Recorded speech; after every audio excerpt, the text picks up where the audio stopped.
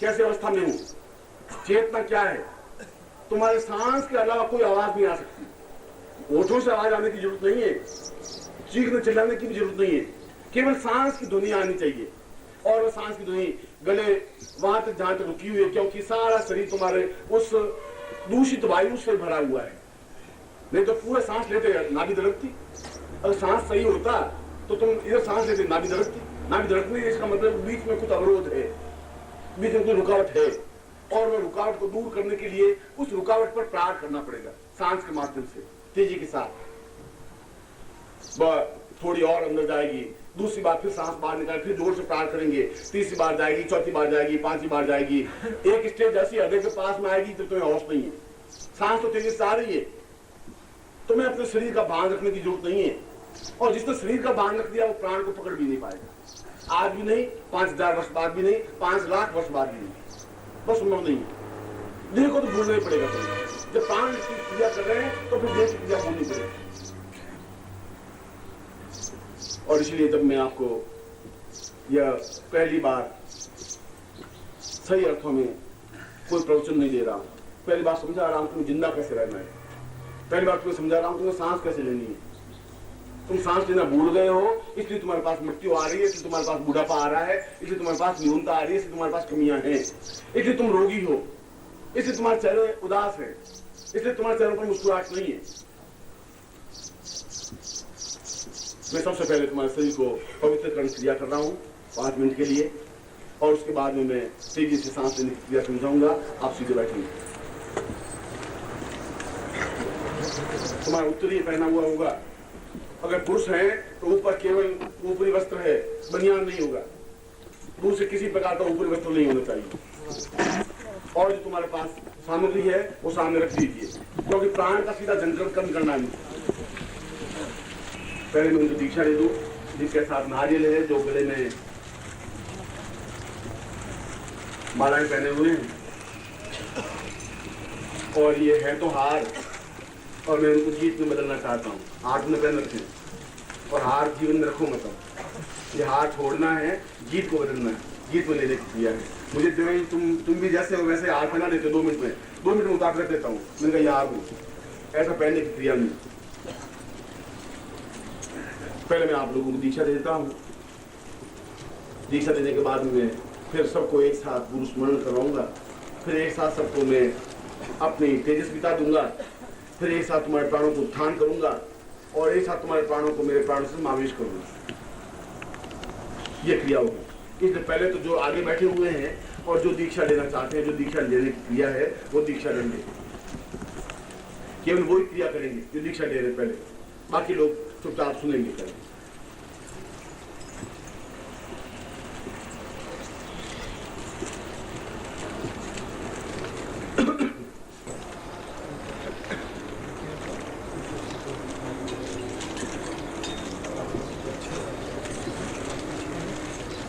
सबसे पहले गणपति को स्मरण करें। ओम विघ्नेश्वराय वरदाय सुरप्रियाय लंबोदराय सकलाय जगदिताय नागानास्ते विभूषिताय गौरीश्वराय गणनाथ नमो नमस्ते। भगतार्थिनाश्न पराय गणेश्वराय सर्वेश्वराय सुखदाय सुरेश्वराय विद्याधराय विगताय वामनाय भक्त प्रसन्न वरदाय नमो नमस्ते। नमस्ते ब्रह्म रूपाय विष्णु रूपाय नमः, नमस्ते रुद्र रूपाय खरी रूपाय नमः, विश्वरूप स्वरूपाय नमस्ते ब्रह्मचारिणे भक्त प्रियाय देवाय नमस्तुभ्यं विनायक लंबोदरं स्तुभ्यं सत्यं मोदक प्रिय निर्विघ्नं कुरु मे देव सर्वकार्येषु सिद्ध। श्रीमन्महागणाधिपते नमः। लक्ष्मीनारायणाभ्यां नमः, महेश्वराभ्यां नमः, श्रीपुरंदराभ्यां नमः, मातृपितृचरण कमलेभ्यो नमः, इष्टदेवताभ्यो नमः, कुलदेवताभ्यो नमः, ग्रामदेवताभ्यो नमः, स्थानदेवताभ्यो नमः, वासुदेवताभ्यो नमः, वाणीनगरवाभ्यां नमः, श्रीपुरंदराभ्यां नमः, सर्वेभ्यो देवेभ्यो नमः, सर्वेभ्यो ब्राह्मणेभ्यो नमो नमः। तत्कादुमां गणपतिं स्मरेत। एक कल्याणमतुपां संकल्पं कुर्यात्। अपनी दाहिने हाथ में जल लीजिए, राइट हैंड में।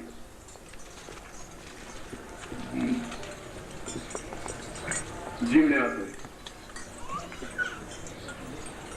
ओम विष्णु विष्णु विष्णु पार्वती पर खंडे जमुनी की खालीमान साथी को दाल काले तुमसे सबसे को सुमत हजार पुरुषां स्वामी पूजा दूजा संकल्प काले देशात्मा से काम पुरुषां आसमानं सा कल्याण पुरुषां आसमान स्वाम गोदा पुरुषां सा शिशुत्वा सा एक कल्याणं दीर्घत्वां पुरुषां आसमानं सा चैतन्यं परिपूर्णतां एक कल्याणतां दीर्घा चैतन्यतां परिपूर्णतां अथोस्मानं सा चैतन्यं साद्वितां सायतमां पूर्वातास्मानं साद्वितां पुरुषास्मानं सा गोत्रेभ्यो अनुगोत्रेभ्यो आपका जो भी गोत्र हो और गोत्र स्मरण नहीं है तो भारद्वाज गोत्र हम गोत्रेभ्यो समान हम अपना नाम बोलिए त्वां शिशुत्वं धारयामि मम प्राण चक्षु श्रोत घ्राण जिह्वा देह रोम प्रतिरोम त्वां चरणे समर्पयामि त्वां आज्ञां परिपालय त्वां चित्ते चित्ते त्वं देवं देह त्वं प्राणं प्राण त्वां पुरुषां त्वां नित्येश्वरं नान्ति नानस्मान् त्वां च तुभ्यं समर्पयिता छोड़ दीजिए सूर्य को प्रणाम करिए ओम सुदेवायतम पुरुषाचकम सदा शील सदा संजीवेम सदा सद्गोषयाम सदा सतम पग्रपाम सतम सद्गुणता पुरुषां ताप जिनसुदी पुरुषां तास मंत्रजम तुम पदे तत्कादु मारिकेलम नाम जम स्वा अपने नारियल तुम्हारे पास में है उस नारियल को अपने हाथ में लीजिए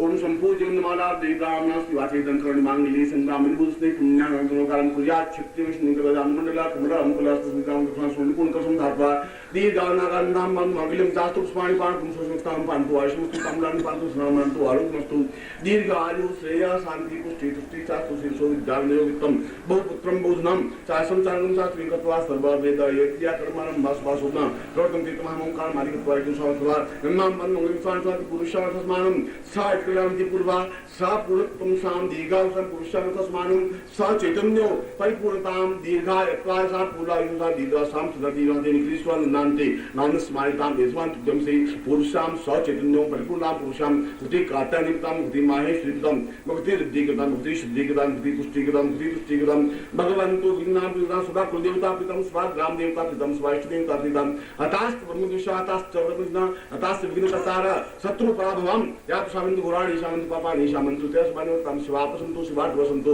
शिवाग्रसंतो शिवाउतसंतो अहोरात्रि श्रीशातां सन्ना कनकनकर्तिना तेगाम कल्याण तिवां ब्रह्मार्थ ब्रह्मारिन्द्र सुदाचार्य यशस्वाय चारणाय तुभ्यो देवानां दक्षिणाय दातुं सुम्यं स्वागतुभ्यां दी तुभ्यं संवर्धे नारी को नीचे रख दीजिए हाथ जोड़ेंगे अब आप सभी लोग हाथ जोड़ेंगे और गुरु स्मरण करेंगे ओम गुरु ब्रह्मा गुरु विष्णु गुरुदेवो महेश्वर गुरु साक्षात् परब्रह्म तस्मै श्री गुरु चरणो नमः ज्ञानमूलं गुरुमूर्तिं पूजामूलं गुरुपदं मन्त्रमूलं गुरुवाक्यं मोक्षमूलं गुरुकृपा मोक्षं करोति वाचालं पङ्गुलं गयदेगिरिं यत्कृपात्मं वन्दे परमानन्दमाधवं गुरुचरणेभ्यो समर्पयामि तत्प्रादुं प्रार्थयेत त्वमेव माता च पिता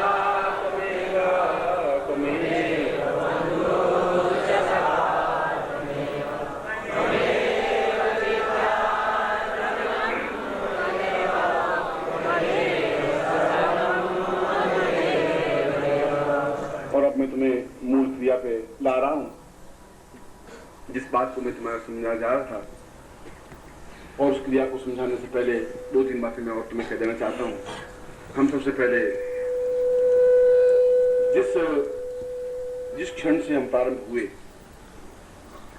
जो तुम्हारे गुरु रहे जो तुम्हारे गुरु हैं उसके जो गुरु रहे उनके जो गुरु हैं और मैं सोचता हूं कब समय आ गया है कि मुझे उस गुरु परंपरा को भी तुम्हें बता देनी चाहिए।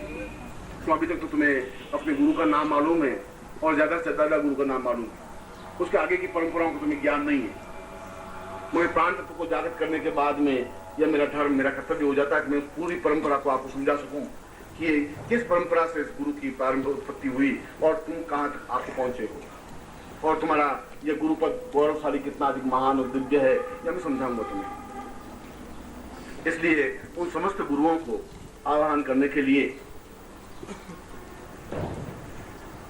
और शास्त्र में कहा है कि उन गुरुओं को आह्वान करने के लिए वाद्य यंत्रों के माध्यम से आवाज दी जाए।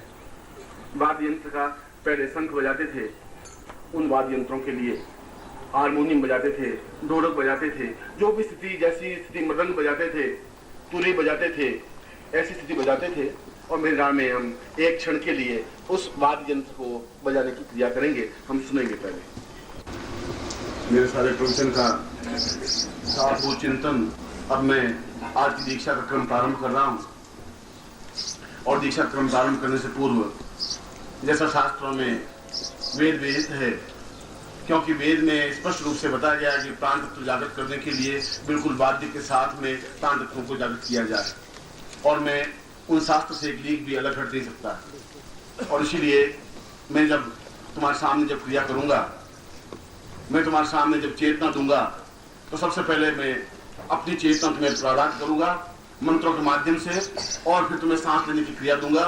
तुम्हें सांस लेनी है, फिर तुम्हें सांस छोड़नी है। और उस क्षण चाहे यहाँ बैठा हुआ व्यक्ति है, चाहे वहां बैठा हुआ व्यक्ति है, चाहे पुरुष है, चाहे स्त्री है, चाहे शिष्य है, चाहे साधिका है, चाहे साधिक है, तुम्हें इस बात को रुकने की जरूरत नहीं है, विश्राम लेने की जरूरत नहीं है। उस क्षण तक तुम्हें विश्राम नहीं लेना है जिस क्षण तक मैं तुम्हें रोकने की क्रिया नहीं करूं। तो इस कैमरे को यहाँ रख दोगे और तुम छोड़ दो कैमरे और तुम नीचे बैठो। समझा नहीं पड़ेगी, उस क्रिया को हमें करना ही पड़ेगा, क्योंकि उस क्रिया के बिना हम जीवन में उस स्थान तक नहीं पहुंच सकते जहां तक हमें पहुंचना है। और वो पहुंचने की क्रिया हमारे जीवन की एक आवश्यक अंग है, तत्व है। क्योंकि इस अमृत तत्व पर्व पर, इस अमृत महोत्सव पर्व पर मैं तुम्हें जीवन की और जिंदा रहने की क्रिया सिखाने के लिए खड़ा हुआ हूँ। मैं समझा रहा हूँ तुम्हें जीवन कैसे जीना है, और तुम्हें समझा रहा हूँ कि तुम्हें किस प्रकार से सांस लेने की क्रिया है। अपने समस्त गुरुओं का आह्वान जिस प्रकार से किया है, उन गुरुओं का आह्वान तुम्हें माता पिता के माध्यम से एक बार करेंगे, और उसके बाद में तुम्हें एक संक्षिप्त अपना चिंतन तुम्हें बताऊंगा कि कैसे क्रिया करनी है। उसके बाद हम क्रिया करेंगे, मैं तुम्हारे बीच में आऊंगा। अगर मुझे जरूरत पड़ेगी तो मैं तुम्हारे बीच में आकर तुम्हें समझाऊंगा।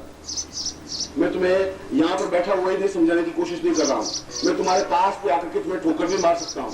इस बात का ध्यान रखना, इसमें न तुम मेरे शिष्य हो, न मैं तुम्हारा गुरु हूँ। इसमें मैं केवल मैं ब्रह्म हूँ, और मैं तुम्हें जो कुछ करने जा रहा हूँ वह मेरी ड्यूटी, मेरा धर्म, मेरा कर्तव्य है। इस बात की मुझे परवाह नहीं, तुम्हें ठोकर लगेगी या तुम मर जाओगे या तुम जीवित रहोगे, इस बात की मुझे चिंता नहीं करनी है।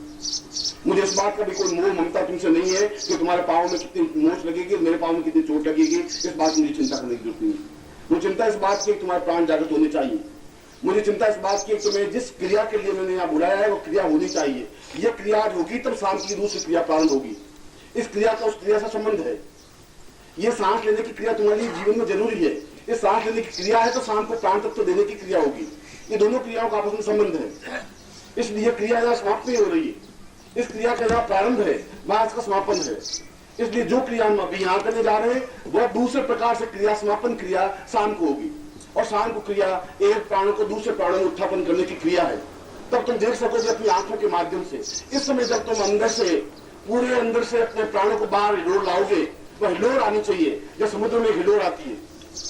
और जब समुद्र में हिलोर आती है तो समुद्र की हिलोर ये नहीं देखती कि मेरी लहर 5 फीट है या 15 फीट है या 25 फीट है। वो ये भी नहीं देखती कि सामने नाव है या नाव नहीं है।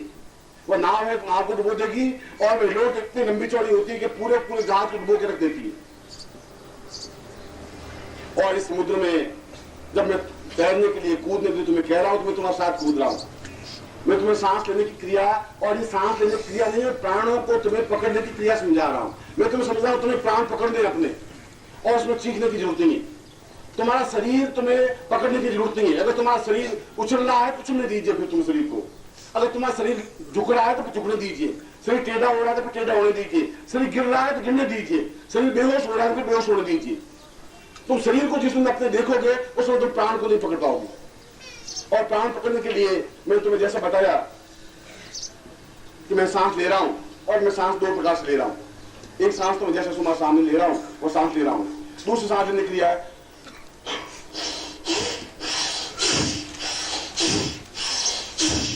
ये भी सांस लेने की क्रिया है, मगर ये सांस लेने की क्रिया अधूरी है। मैं तुम्हें इसलिए समझा रहा था, यह मैंने सांस लिया है ये बिल्कुल अधूरी क्रिया है। सांस लेने क्रिया का माध्यम तो है कि मेरा शरीर पूरा उछल करके वहां गिर जाए, यह सांस लेने क्रिया होनी चाहिए। ऐसा सांस अगर मैं दूसरी बार जैसा लिया, पहली बार सांस ले ही नहीं रहा था, इसमें तुमसे बात करो मैं सांस नहीं ले रहा हूं, यह तो मत सांस है, यह सांस लेने क्रिया है ही नहीं। इसके माध्यम से तो कुछ हो ही नहीं सकता। दूसरी बार मैंने सांस ली है तो मैं तुम्हें समझाया कि यह सांस लेने क्रिया तो बहुत सामान्य है, जो पूरी हिलोर नहीं दे पा रही है। और पूरी हिलोर देने के लिए तो तुम्हारे 40 फीट, 50 फीट, 80 फीट की लहर उठेगी, और लहर उठेगी तो पूरे शरीर की चिंता नहीं है। मुझे ध्यान नहीं कि मैं यहाँ गिर जाऊंगा, इस बात का मुझे ज्ञान नहीं है। मुझे इस बात का भी ज्ञान नहीं, मैं तुम्हारे ऊपर गिर जाऊंगा या तुम कहां गिर जाओगे। गिरने की अवस्था नहीं है। चिंतन इस बात का सोचने की जरूरत नहीं है। सोचने की है कि तब तक तुम्हें सांस लेना है और तेजी के साथ सांस लेना है और तेजी के साथ सांस लेना है, क्योंकि इसकी 4 स्टेज है। सांस लेना, सांस को तेज करना और सांस को तेजी के साथ लेना और सांस को अंतिम अवस्था तक पहुंचा देना। उस अवस्था तक पहुंचा देना जहां तुम्हारे सांस लेने की क्रिया समाप्त हो जाती है, जहां सांस लेने की क्रिया की जरूरत नहीं रहती है। और वो जब स्थिति आ जाती है तब अपने आप प्राण तत्व उसके साथ साथ बाहर आ जाते हैं। और बाहर आ जाने प्राण क्रिया का मतलब है तुम्हारे हाथों में प्राण तत्व है, जागृत है, चेतना अवस्था है। शाम के प्रवचन में, शाम के अपने उस क्रियाक्रम में उन प्राण तत्वों को दूसरे प्राणों में समावेश करने की क्रिया, जिसको कायाकल्प करने की क्रिया कहते हैं, जिसको परकाया प्रवेश करने की क्रिया कहते हैं, वही ये क्रिया है। इसमें कोई नई वेदना नहीं है, कोई नई चेतना नहीं है, कोई एकदम नई बात नहीं है। पर ये बात ऐसी है कि तुम अपने आप को रोकोगे नहीं। जिस क्षण तुम अपने आप को रोक दोगे उसमें सब गड़बड़ हो जाएगा। तुम्हें रुकने की जरूरत है ही नहीं। चाहे तुम पुरुष हो, चाहे तुम्हारा पति पास में बैठा है, चाहे पत्नी पास में बैठी है, चाहे मैं बैठा हूं, तुम्हारे बाल खुल रहे हैं या बाल बिखर रहे हैं, या तुम गिर रहे हो या जिंदा हो या मर गए हो, ये कोई वैल्यू नहीं है। और मैं वापस तुम्हारे सामने सांस ले रहा हूं